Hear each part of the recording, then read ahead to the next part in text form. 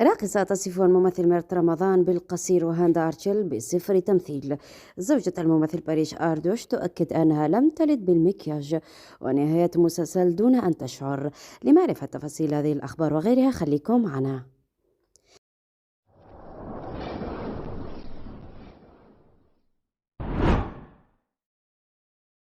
مع انطلاق الموسم الدرامي التركي الجديد أوائل أيلول سبتمبر الحالي، حتى بدأت المنافسة بين الأعمال الدرامية العديدة التي تضم أبرز الوجوه التركية في عالم الدراما. وقد رصدنا تفوق مسلسل طائر أرفراف بموسمه الثاني للأسبوع الثاني على التوالي على مسلسل شراب التوت بموسمه الثاني، محتلا المرتبة الأولى ليلة الجمعة خلال عرضه.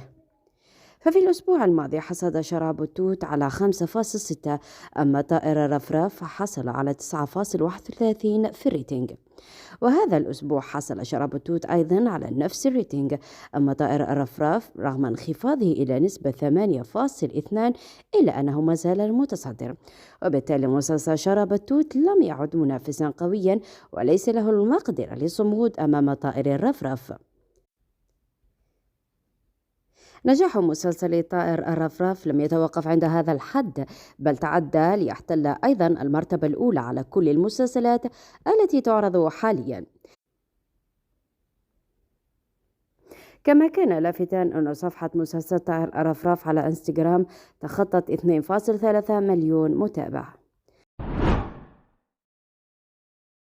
الممثلة جوبسي أوزاي والممثل باريش أردوش اللذين رحبا بطفلتهما الأولى جان آسيا العام الماضي، خرجت الممثلة الشهيرة جوبسي أوزاي عن صمتها بشأن الصورة المزعومة التي تم التقاطها في غرفة الولادة، والتي لاقت رواجا كبيرا في منصات التواصل الاجتماعي.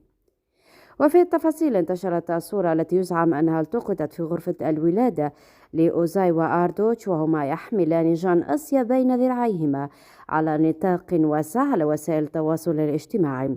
وفيما يتعلق بهذه الصورة، خرجت أوزاي عن صمتها لتوضح حقيقتها، حيث أكدت جوبسي أن هذه الصورة المتداولة على الإنترنت منذ ولادتها ليست لهم، مؤكدة أنها فوتوشوب، موضحة أنهم التقطوا صورهما الجديدة وقاموا بجمعها. لتضيف ممازحة: صدقوني لم أنجب قط بمكياج كامل، وأنها لم تكن جميلة هكذا وحسنة المظهر.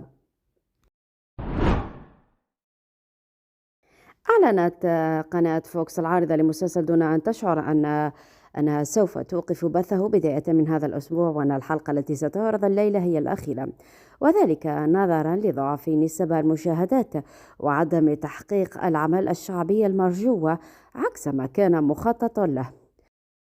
وعلى الرغم من أنه مسلسل دون أن تشعر كان ضمن المسلسلات الصيفية التي يحمس لها الجمهور بشدة، ولكن أحداثه اتسمت بالبطء والتكرار، وتعرض للكثير من الانتقادات منذ الحلقة الثالثة له، حتى تم اتخاذ قرار أنه سوف يتم إيقافه بشكل نهائي.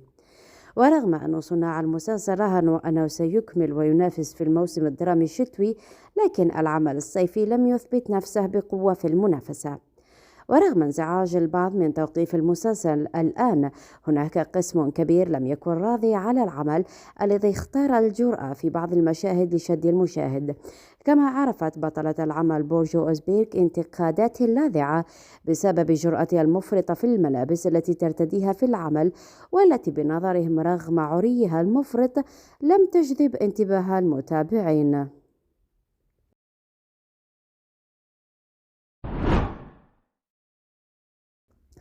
تصريحات مثيرة أطلقتها المغنية والراقصة ديدام كينالي ضد بعض مشاهير تركيا، أبرزها ما قالته عن أبطال طائر الرفرف، حيث صرحت بالقول: لا أعرف إفرا ساريتاش أوغلو شخصيا، لكن أعرف مارت رمضان ديمير، أراه في جهانجير، أعتقد أن لديهم علاقة جميلة، الفتاة جميلة والفتى وسيم، لكنه ليس من نوع المفضل، لا يمكن أبدا أن أكون مع شاب قصير مثله، كل الرجال الذين كنت معهم كانوا طوال. كما قيمت تمثيل الممثلة هاندا أرتشيل بالصفر، قائلة: أود أولا أن أؤكد على شيء. نعم، هاندا أرتشيل لديها عدد كبير من المتابعين وتحظى بشعبية كبيرة، لكن لا أفهم سبب شعبيتها ولا أعرف السبب. هي فتاة جميلة، لكن تمثيلها الصفر، يعني معدومة الموهبة والإمكانيات. ولقد اتفق العديد من المتابعين مع تصريحات ديدام، خاصة بالشق الذي يتعلق بالممثلة هاندا أرتشيل.